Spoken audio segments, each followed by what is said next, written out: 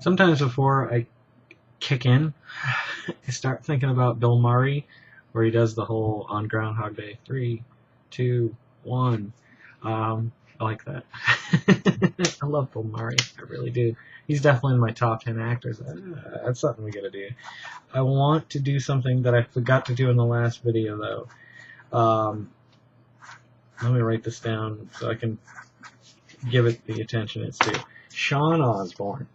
I want to just thank you very much for watching these. Every time someone says something to me, like they're watching them or they're going to go back and watch more of them or whatever, like it makes me really happy. It makes my day. You made me smile. Like when you send me emails or comments, Sean today, you know, other people other days, when I find that people are actually coming back, like, and liking what I have to say. I mean, it's because it's kind of, I mean, I think it's entertaining, or I don't think people would watch it at all. I mean, I understand why people like back in, you know, Massachusetts would watch it if they were close friends of mine and they want to see what's going on with me and say, oh, there's the 39-year-old Jason Oliver. I always wondered what the 39-year-old Jason would look like and sound like. Here he is. But Sean, I just want to thank you, and I really appreciate it. So I'm going to tell you and everybody else who's watching why I love NPR. Because they give you the news, and they don't put too much of a spin on it. It is obviously a little bit, you know, leaning one way. It's a little more liberal. I'm not going to lie. But after a month of listening to the hate that comes out of conservative radio, I know this is a thing I've been harping on, but I mean it. I mean it. It's just, when I listen to NPR, which I feel is pretty neutral, I mean, they're a little more left, but not much. I mean, I feel like they give you the news and they don't put a big spin on it. Compared to, like, listening to conservative radio for a month and a half, just spewing forth, this Obama, he's a liar, he's breaking the Constitution, he's, like, if that's how you feel, great, that's fine. That's not the news. You're telling me how much you hate this person who doesn't deserve to be hated. No one deserves to be hated. I don't hate you for hating him. I don't. Like, everyone deserves to be loved. Like, I just think it's dumb. Like, stop it. Really, stop it. Like, let's get along. Let's talk this out. Let's love one another. Let's not. I mean, it's just stupid. Like, God forbid, so what? You know what? We had to deal with Bush for 8 years, and I'm sure there was a lot of liberals that were, like, just rude and disrespectful towards our president. He is our president. Whether you like it or not, like, I don't feel like he won that first presidency. I think he stole it.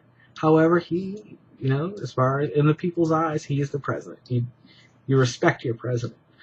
I'm not all American. Like, I want the government to be overthrown, to be completely honest, by the people and just start this thing all over again. However, right now, what exists is that, you know, I mean, we have to deal with what we have. If we don't like it, let's change it. Let's band together. I actually thought about doing, I'll get back to NPR, a non-government organization, NGO, I believe they're called, calling it the New American Dream Party. I don't know. That requires a lot of time and energy. And don't get me wrong, like, I'd love to, I mean, here goes the anti-altruism again. Oh, it's nice to have these windows open and catch a breeze every now and again. But,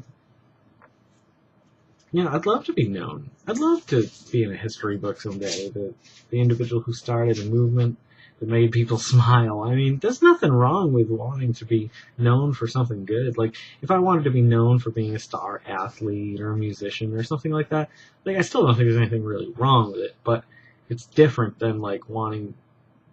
maybe it's not. Maybe it's not. I don't know. Let me get off of that kick. Dang. Carol's dad brought me Hard Rock Cafe pics. I had a whole collection of colored ones, like, I could do a full, like, little daisy or something. But, yeah, the kids took all those. Although they're really heavy, too. I can never play with these. I play with them really ultra thin. I mean, not ultra thin, but it's pretty thin. It's flexible, because I'm a big strummer. And if I don't have a lighter pick, I break strings more often. maybe we could play a song some night. I mean, obviously my friends back home know that, or in Massachusetts, that I play guitar. But I mean, I have a lot of friends that do, who have come out to see us play, and a lot that haven't. You know who you are. Get your ass out there, knock it off. Stop being an adult for one night. Get someone to watch the kids. I know you have somebody who can watch your kids. I'm not talking about any specific. I know there's a lot of people out there that have that excuse. Well, put your excuses away, ma'am and sirs. Ha ha ha ha ha. Do I sound crazy when I? There's a woman. I'm not gonna say her name. Her and her husband come into our work. I haven't seen them actually, probably a year.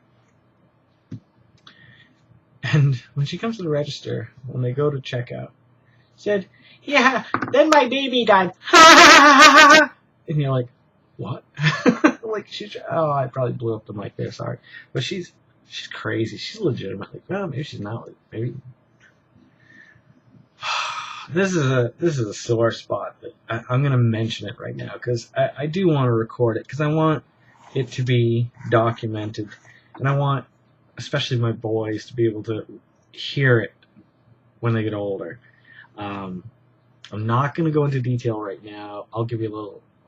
No, I'm not going to. Why do I love NPR? Sorry, it's just it's not ready. Not ready, man, for that commitment. Why do I love NPR? Because I get the news. I get it straight up the middle. Little left, but it's not like it's reinforcing things I already know. It's just relaying information, and that's what I want to know. I want to know what's going on in the world, and I think they do that really well. And I think they handle a wide array of topics really well, like anywhere from entertainment to world news, like and everything in between. Even sports. I mean, they have a sports show. It's not the main focus, but they cover a lot of things. And any time of the day I can turn on. And I know during the week they do a repeat at night because I listen to it usually if I have to go to the grocery store. The dogs are asleep and they're both snoring. I can hear them. Usually it's around 10 o'clock in the morning, and then if I go to work, it's like 4:30, 4:45 in the afternoon, and then it's coming home from work, which is usually 8:15 to 8:30-ish. Probably right around there. So that's the times. And Saturday and Sunday. Saturday's when I have to work. Sundays when I have practice. And there's some great shows, just funny shows. Wait, Don't Tell Me. That's a great show. Diane Reeves is definitely a huge inspiration for me. And I mean no disrespect by that. I like to listen to her. And I like that she will just cut somebody off. Like if she's like, whoa, explain that. Like, she's not rude. She's not like a lot of Fox anchors that are like, no, That's all I hear now. That's all I hear. It's all just, are you kidding me? Stop it. It's like, it's never to like put her opinion in. It's always to like dig a little deeper. Like, what do you mean by that? That's not or if it's not a true statement, she'll call somebody on it, be like, that's a complete fabrication. Or no, she doesn't do that often, but I've heard some of her callers do that, or not callers, like the guests do that to other guests. Like they'll have representatives from both sides, and the conversations are usually informative because it gives you why a conservative, a right winger, a Republican would do, or why they do their things, and it makes it interesting. I think it's the best radio station. If you're gonna listen to anything, you might as well listen to NPR. I'm not gonna listen to Fox. I'm not gonna listen to any of the left or the right channels anymore. I'm gonna try to listen to NPR, even though I'm sure all the right wingers will be like, whoa, that's a left. Yeah, whatever. Shut up. James Franco, why, man? What are you doing? Oh. I like these little trending things. It's almost like I got a news thing in front of me. Why do I need to tell you the news? This is going to be tomorrow when you see this. One of my favorite shows, if you don't watch it, you should, is It's Always Sunny in Philadelphia. It's just phenomenal. Well, it has its good seasons and bad seasons. There's been a few bad seasons, but the good seasons when they're good. There's no better comedy in my opinion. Like I can't think of another. Family Guy's close maybe, but It's Always Sunny. Brad Rigo from 221 Films. Or did I do that right? It's gonna go here or here. Where's it going? Huh? Yeah.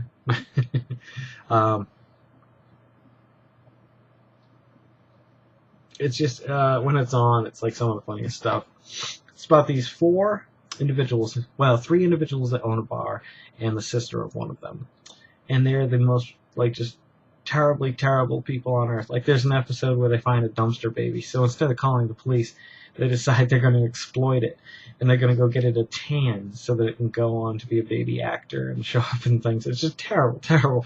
But it's all just in jest. It's clearly just good jokes, and the good jokes make you laugh. You know what's funny? Comedy. Yeah.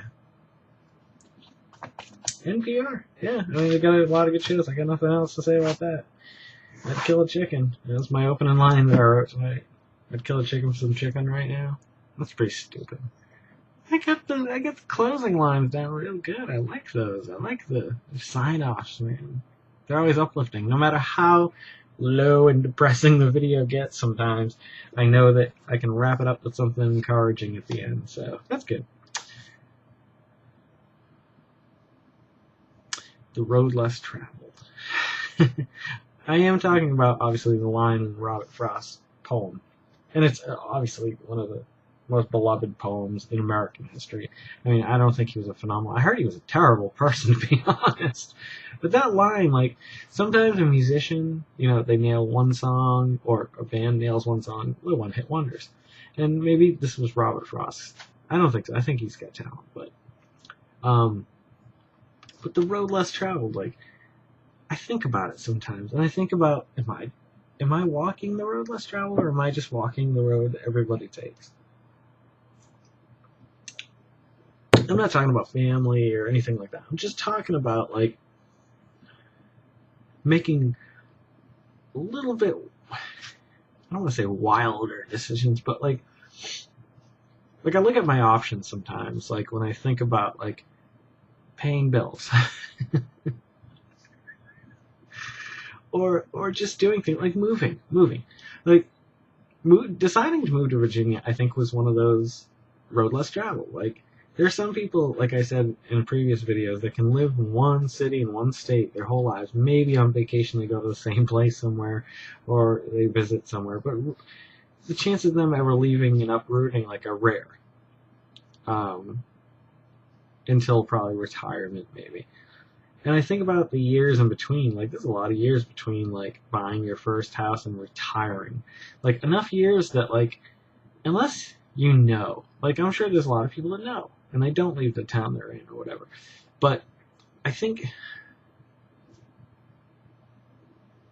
going all willy-nilly and diving without a parachute and, like, not knowing how deep the pool is off of the diving board. You know, like, I think all these...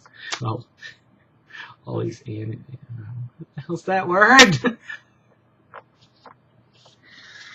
Well, you can use adjectives, but that's not the one I was thinking of. These... oh, man, tonight is not a good night for my brain. But I think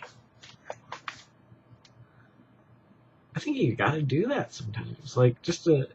Like, it's like a... here we go. Let's go nerdy on this. Let's go D&D terms. Like a wild mage.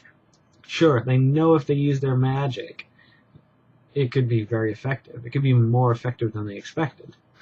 Or it could go crazy. Like, that's why I like that. I like not knowing what's around the next corner. I love always not knowing what's around the next corner. Wondering where in 5 years, like, we'll be living. I know sometimes, like, people frown on that. I used to frown on that a lot. People who had kids and moved, you know, every 2 to 5 years. Like, I used to be like, man, those poor kids can't make friends and stuff like that. And I do feel bad for them.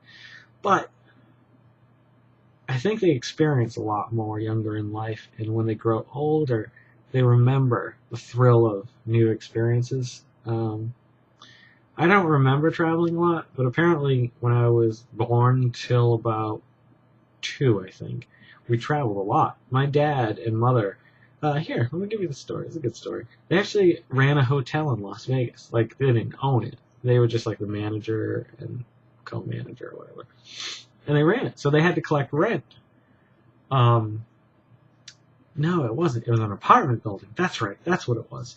And so they were responsible. And, like, my dad had guns pulled on him, my mother said. Or, like... And apparently they got tickets to go see Elvis in, like, 74.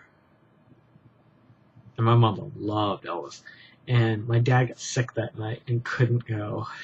And she never got to see him before he died. He died in 77. So, that sucks.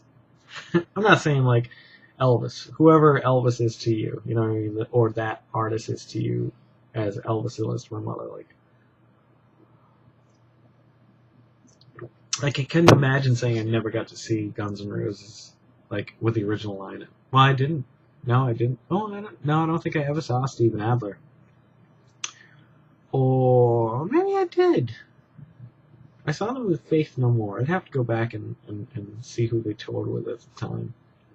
But that's going to be disappointing. But yeah, they lived out in Vegas, and then apparently they traveled around because they had this RV or whatever we were traveling in at the time. I loved it as a kid. There's like little tables and stuff you could sit at, and it was a nice one. And you could, when you got to the site, actually I don't remember it at all. I remember pictures of it. If I'm describing a picture to you, basically, it was like a room, you know, and people could sleep in the back, and the table converted. I think my dad built this thing so you could convert one of the other tables into a bed as well. It was just cool.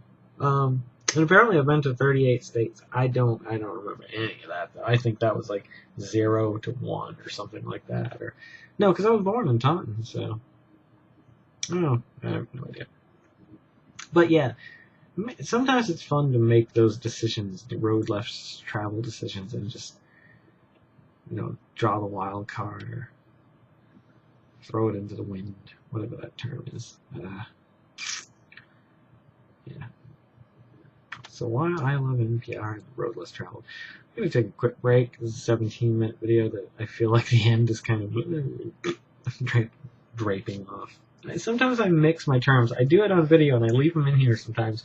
If you know any of them, you should post them down below. But, like, I can't tell you anything specific. Like, I can't remember. But, like, I'll take two terms that are similar and swap the words around in them. I don't know. Or sometimes they're not even similar. They're, like, opposite. Yeah. Okay. So, 18 minutes. I'm going to do a freestyle on the mic. We'll see how this goes. I hope the mic is sounding okay tonight. I've been trying to, like, hang back a little bit because I know sometimes when I get real close and start talking, it starts breaking up. So, I think I'll have a mic pretty soon to replace that with. Fingers crossed. So, yeah. Tune in next episode when I discuss other things, but more importantly, other stuff. Peace out, y'all.